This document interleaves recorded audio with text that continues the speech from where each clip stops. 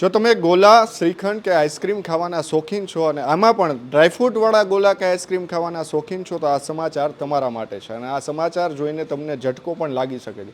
એટલા માટે કહી રહ્યો છું કે પાછળના હું તમને પહેલાં દ્રશ્યો બતાવીશ. આ રાજકોટના આ દ્રશ્યો છે કે જ્યાં માધાપર ચોકડી પાસે એક ફેક્ટરી જે દુકાન આવેલી છે ત્યાં આ પ્રકારની સડેલી બદામ છે તે આ તમામ જગ્યાએ અત્યારે સપ્લાય કરવામાં આવતી હોવાનું સામે આવ્યું છે. આપ જોઈ રહ્યા છો કે આ બદામ છે કોઈ પણ જે આને કોઈને ખવડાવો તો પણ ન ખાઈ શકે તે પ્રકારની આ બદામ છે અને આ બદામ જે છે તેમને સાફ કરવામાં આવતી હતી અને ત્યારબાદ આવી રીતે આખું કટિંગ કરીને પેકિંગ કરવામાં આવતી હતી અને ત્યારબાદ ગોલા આઈસ્ક્રીમ અને શ્રીખંડમાં જે ડ્રાયફ્રૂટ નાખતા હોય તે વેપારીઓને ત્યાં મોકલવામાં આવતી હતી. એટલે કે આરોગ્ય સાથે ચોક્કસથી મોટા ચેડા થતા હોવાનું અત્યારે સામે આવ્યું છે અને આરોગ્ય વિભાગ રાજકોટનું છે તેમને અત્યારે અહીંયા દરોડા પાડ્યા છે. 2000 કિલોથી પણ વધારે આ બદામ જે છે તે અત્યારે પકડી પાડવામાં આવી છે અને ગુજરાતના અનેક જગ્યાએ આ બદામ જે છે તે અત્યારે મોકલવામાં આવી છે. આરોગ્ય અધિકારી આપણી સાથે છે, તેમની સાથે જ વાત કરીશું. સર, હાલ કઈ રીતની કાર્યવાહી કરવામાં આવી છે, કેટલા કિલો બદામ છે અને ક્યાં ક્યાં મોકલવામાં આવી રહી છે? હાલ જે છે માધાપર ચોકડી પાસે યોગી ઇન્ડસ્ટ્રીયલ એરિયાની અંદર હીર એન્ટરપ્રાઇઝ નામની જે પેઢી આવેલી છે તેની અંદર અમારી ટીમ દ્વારા જે છે સ્થળ પર તપાસ કરતા જોવા મળે. અહીંયા જે છે અંદાજે 2000 કિલો એટલે કે 2 ટન જેવી જે છે અખાદ્ય ડ્રાયફ્રૂટ બદામનો જે છે જથ્થો મળી આવેલ છે. હાલ જે છે અમારી ફૂડ વિભાગની ટીમ દ્વારા જે છે અહીંયા સેમ્પલ લેવાની કાર્યવાહી હાથ ધરવામાં આવી રહી છે અને આ કાર્યવાહી પૂર્ણ થયા બાદ જે છે આ જથ્થાનો જે છે નાશ કરવાની પણ અમારા વિભાગ દ્વારા કાર્યવાહી કરવામાં આવશે. અને હાલ ઉનાળાની સિઝનને અનુલક્ષીને લોકો દ્વારા ઠંડા પીણા એટલે કે ice cream, candy, kulfi, shrikhand, lassi, ice dish, gola જે છે આ બધી વસ્તુનો લોકો દ્વારા બહોળા પ્રમાણમાં જે છે ઉપયોગ કરવામાં આવતો હોય છે ખાવા માટે. તો આ બધી વસ્તુની અંદર હાલ જે છે ડ્રાયફ્રૂટનો પણ બહોળા પ્રમાણમાં ઉપયોગ થતો જોવા મળી રહ્યો છે. તો ખાસ તેને અનુલક્ષીને આ જે છે અમારી ટીમ દ્વારા જે છે રેડ કરવામાં આવેલી છે અને આ જથ્થાના સેમ્પલ લઈ અને જે છે તેમનો નાશ કરવાની કાર્યવાહી હાથ ધરવામાં આવી છે. અને આવો અખાદ્ય કહી શકાય તેવો જે જથ્થો જે છે એ લોકો દ્વારા આરોગવાને કારણે જે છે લોકોને પેટમાં દુખાવો થવો, ઝાડા, ઉલટી અને જે છે આંતરડાને લગતી નાની મોટી જે છે બીમારીઓ થવાની પૂરેપૂરી શક્યતાઓ રહેલી છે. સર, કેટલા સમયથી આ બદામ જે છે તે અહીંયા આ રીતે પ્રોસેસ કરવામાં આવતી હતી અને કયા કયા જગ્યાએ, રાજકોટની વાત કરીએ અથવા તો ગુજરાતમાં કયા કયા જગ્યાએ સપ્લાય થતી હતી? હાલ જે છે માલિક દ્વારા પૂછપરછ કરતાં તેમના દ્વારા જણાવવામાં આવેલું છે હાલ જે છે આ તેમનું યુનિટ કે પેઢી જે છે તે છેલ્લા 6 મહિનાથી જે છે આ રીતે કાર્યરત હતું અને તેમના દ્વારા જે છે આ જે છે એ પેકિંગ પર જ તમને હાલ જોઈ શકો છો કે ડેમેજ જે છે ડ્રાયફ્રૂટ એવા સ્ટીકર લગાવીને જે છે જથ્થો મંગાવવામાં આવી રહ્યો હતો અને જે છે એ જે ગુજરાત બહારથી જે છે જથ્થો મંગાવવામાં આવી રહ્યો હતો અને આમનું જે છે આ જે છે ડ્રાયફ્રૂટને જે છે ધોઈ અને તેમનું કતરણ કરી અને તેમનું જે છે પેકિંગ કરી અને જે છે રાજકોટની આજુબાજુના નાના મોટા જિલ્લા તાલુકા અને ગુજરાત રાજ્યની બહાર પણ જે છે તેમના દ્વારા તેમની સપ્લાય કરવામાં આવતી હતી. બિલકુલ. કઈ કઈ ગંભીર બીમારીઓ છે તે આ બદામ ખાવાથી થઈ શકે? સામાન્ય રીતે ફૂગવાળી અને જીવાતવાળી અહીં બદામનો જથ્થો છે જેની કતરણ બનાવી અને આ પ્રકારની વસ્તુ ગોલા છે, પછી કેન્ડી છે, આઈસ્ક્રીમ છે, આની અંદર ઉપયોગ અત્યારે બહોળા પ્રમાણમાં થઈ રહ્યો છે. જો આ પ્રકારની રેગ્યુલર આ વસ્તુ ખાવામાં આવે તો આંતરડાને લગતી બીમારીઓ, એલર્જી છે, સ્કિનને લગતી બીમારીઓ થવાની પૂરેપૂરી શક્યતાઓ છે. હવે કઈ રીતની કાર્યવાહી કરવામાં આવશે ને તપાસ શું થશે આમાં? Food safety and standard act પ્રમાણે જે બધી નિયમ મુજબ કાર્યવાહી, સેમ્પલ લેવાની, નાશ કરવાની, સ્થળની ઉપર તમામ પ્રકારની હાઇજીન કન્ડિશન છે કે નહીં એ બાબતની નોટિસ આપવાની બધી કામગીરી હાથ ધરવામાં આવશે. કેટલા સમયથી આ રીતે આખી કામગીરી કરવામાં આવતી હતી અને લોકોને સપ્લાય કરવામાં આવતો હતો જથ્થો? અગાઉ પણ અમને ત્યાં ચેકિંગમાં આની બીજી પેઢી છે ત્યાં અમે ગયેલા, આ પ્રકારનો નાશ કરેલો હતો. અહીં પણ ફૂડ લાઇસન્સ વગર આ પેઢી ઉત્પાદનની પ્રક્રિયા બધી કરે છે, ડ્રાયફ્રૂટ પેકિંગ કરે છે. પેકિંગ પર પણ કોઈ પણ જાતનું લેબલિંગ છે, FSSAI લોગો છે, બેચ નંબર છે, આ પ્રકારનું કોઈ પણ વસ્તુ દર્શાવેલ ન હતી. બિલકુલ. કેટલા રૂપિયામાં આ જે જથ્થો છે તે આ 500 કે કિલોનું પેકિંગ હશે તો કેટલા રૂપિયાની અંદર આ વેચવામાં આવતું હતું? જી, આ જે જથ્થો છે કતરણ કરે એટલે કોઈને ખ્યાલ ના આવે, અમુક જાણી જોઈને પણ ખરીદતા હોય કે ખરાબ છે છતાં. તો આ અત્યારે પૂછપરછ કરતાં 600 રૂપિયાની આસપાસ એનું વેચાણ થાય છે. તો આશરે 12 લાખ રૂપિયાનો માલ અત્યારે આ છે અત્યારે વેપારીના કહેવા મુજબ. જે લોકો અત્યારે ખરીદતા હતા એમની સામે કોઈ કાર્યવાહી થશે કે જેને જાણ હોય છતાં આ પ્રકારે ખરીદતા હોય? ના, હજી એનો જે ડેટા મેળવીએ છે તેમાં જનરલી કોમ્પ્યુટરમાં ચેક કરતાં ગુજરાત, નાસિક, પૂના, રાજસ્થાન, ઉદયપુર, રાજકોટ સિવાયના બધા સ્થળ મળી આવેલ છે. અહીંયા રાજકોટમાં એનું જે પેઢી બિલિંગ જોતા કોઈ બિલિંગ અત્યારે જણાયેલ આવેલ નથી.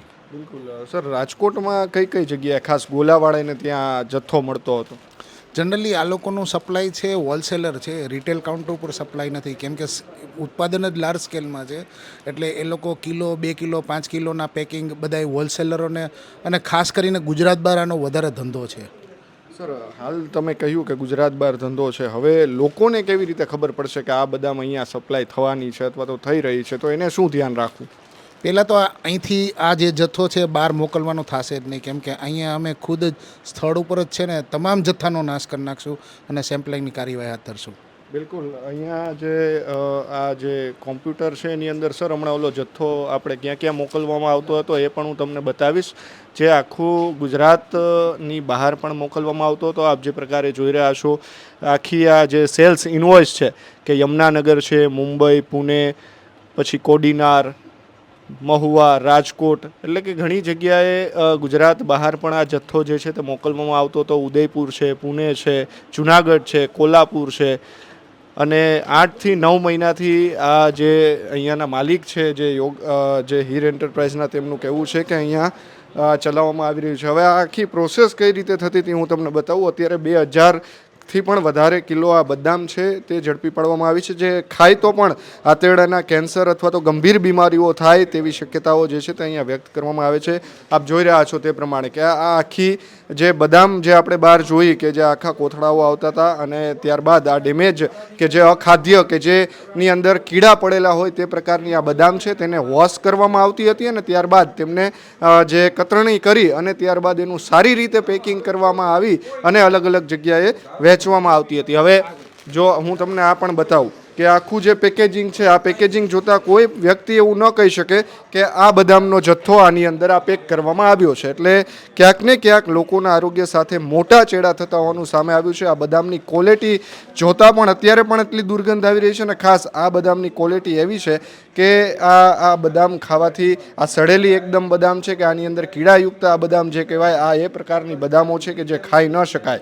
હાલની જો વાત કરીએ તો 2000 જેટલી આ કિલો જેટલી આ બદામનો જથ્થો અત્યારે ઝડપી પાડવામાં આવ્યો છે અને હાલ આ એ જ બદામ છે કે જેને કતરણી કરીને અલગ અલગ પેકિંગની અંદર વેચવામાં આવતી હતી અને 600 રૂપિયા અંદાજે કિલોની અંદર આ બદામ જે છે તે વેચવામાં આવતી હતી. એટલે કે હાલ તો ઉનાળાની સિઝન છે ને ઉનાળાની અંદર ઠંડા પીણા જે છે તેમની અંદર આ બદામનો ઉપયોગ થતો હોય છે. માનો કે ગોલા હોય, આઈસ્ક્રીમ હોય, શ્રીખંડ હોય, અલગ અલગ જગ્યાએ બદામ જે છે તે નાખવામાં આવતી હોય છે. ડ્રાયફ્રૂટનો ઉપયોગ થતો હોય છે. આ આખો જે પ્લાન્ટ છે ત્યાંના અત્યારે હું આપને દ્રશ્યો બતાવી રહ્યો છું. આ બદામનો જથ્થો અહીંયા અલગ અલગ જગ્યાએ જોવા મળી રહ્યો છે કે તમામ જગ્યાએ આ પ્રકારની જે સડેલી બદામ છે તે અત્યારે ખવડાવવામાં આવતી હતી અને આખું કતરણ કરવાનું આ બદામનું જે મશીન છે તે છે કે અહીંયા આ બદામ જે છે તે કતરણ કરવામાં આવતી હતી અને ત્યારબાદ તેમને સારા પેકિંગની અંદર ભરી દેવામાં આવતી હતી અને ત્યારબાદ માર્કેટમાં વેચવામાં આવતી હતી. અહીંયાના જે માલિક છે તેમની સાથે પણ આપણે વાત કરવાનો પ્રયાસ કરીશું. તેઓ કહી રહ્યા છે, તેઓનું કહેવાનું શું છે, કારણ કે હાલ આ બદામનો જથ્થો અહીંયા ઝડપાણો છે. એક પણ પ્રકારની સારી બદામ અહીંયા જોવા નથી મળી રહી. આ જ પ્રકારે અહીંયા બદામ વેચવામાં આવતી હતી. 2000 કિલોથી પણ વધારે આ બદામ છે તે અહીંયા વેચવામાં આવતી હતી. જથ્થો ઝડપાયો છે. અહીંયા કોઈ પણ લેબલિંગ નથી કરવામાં આવી રહ્યું, નથી વેઇટ લખવામાં આવ્યો.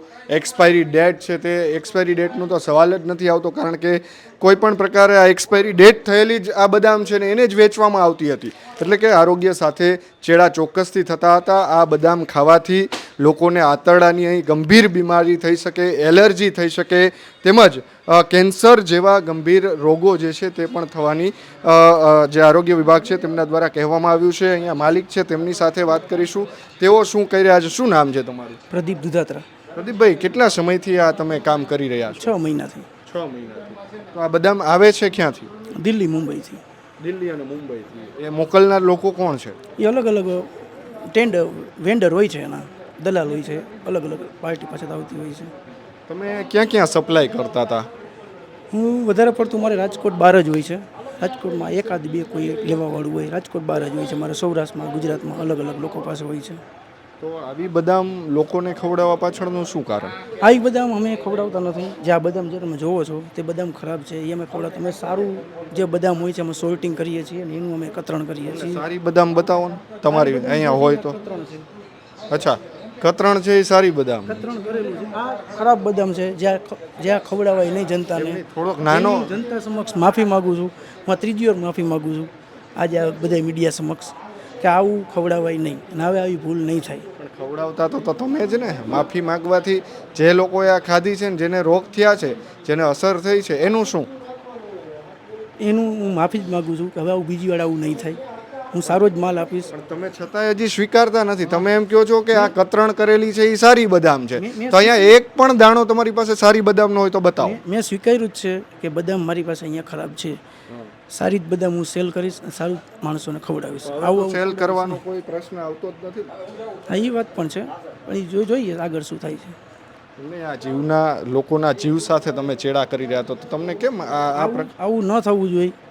આવું હવે હું નહીં કરું, જેની હું માફી માગું છું. કેટલા લોકો તમારી સાથે જોડાયેલા છે? 10-12 પાર્ટી હશે, અલગ અલગ હોલસેલર હોય છે. અચ્છા. અને એ લોકો ક્યાં ક્યાં સપ્લાય કરતા હોય? ત્યાંથી ક્યાં સપ્લાય કરતા હોય એવું મને ન ખબર હોય. એ હોલસેલરનું આપતો હોય ત્યાંથી રિટેલવાળા લઈ જતા હોય એની પાસેથી.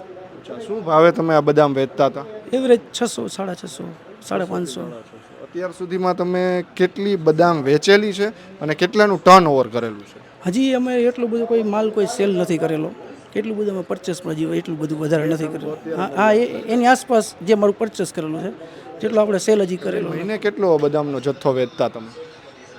મહિને એમ સમજો ને એક ટન આજુબાજુ, વધારે નહીં. પણ હા એના કરતાં પણ ઓછું હશે. આ હજી માલ આવેલો જ છે નવો, હજી ચેક કરવાનું પણ બાકી. તો સોર્ટિંગ થઈ શકે છે એમ કે નહીં, નથી થઈ શકે એમ તો એ માલ રિટર્ન જાય, નથી ચાલે એમ તો કચરામાં જાય, એવું અલગ અલગ હોય છે.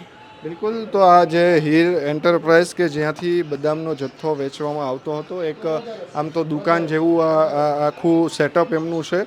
આ જે મુંબઈ અને અલગ અલગ જગ્યાએથી આ બદામનો જથ્થો, સડેલી બદામ કે જે કદાચ આ કોઈ પ્રાણીઓને કે એમને ખવડાવીને તો પણ ન ખાય તે પ્રકારની આ બદામ છે. અને આ બદામનો જથ્થો અહીંયા લોકોને ખવડાવવામાં આવતો હતો. રાજકોટ, નાગપુર, મુંબઈ સહિત અલગ અલગ જગ્યાએ સારી બદામ દેખાડવાનું આખી એક પ્રોસેસ કરવામાં આવતી હતી અને ત્યારબાદ અહીંથી સપ્લાય કરવામાં આવતો હતો. એટલે ચોક્કસથી આ બદામ ખાવાથી લોકો છે તેમના આરોગ્ય સાથે ચેડા થઈ રહ્યા છે. હાલ તો રાજકોટ આરોગ્ય વિભાગ છે તેમના દ્વારા અહીંયા દરોડા પાડવામાં આવ્યા છે અને હવે એ પણ કાર્યવાહી કરવામાં આવી છે કે આ બદામનો જથ્થો કઈ કઈ જગ્યાએ મોકલવામાં આવતો હતો, આ બદામ ક્યાંથી આવતી હતી, કોણ કોણ આની સાથે સંકળાયેલા છે.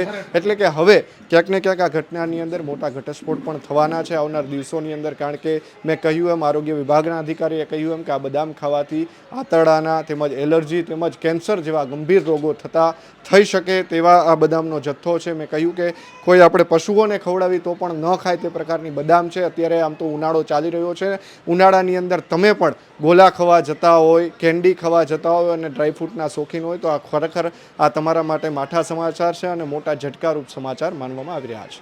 કેમેરા પર્સન કેવિન નિમાવત સાથે મયુર સર્વે, આ સ્વરાજ મીડિયા, રાજકોટ.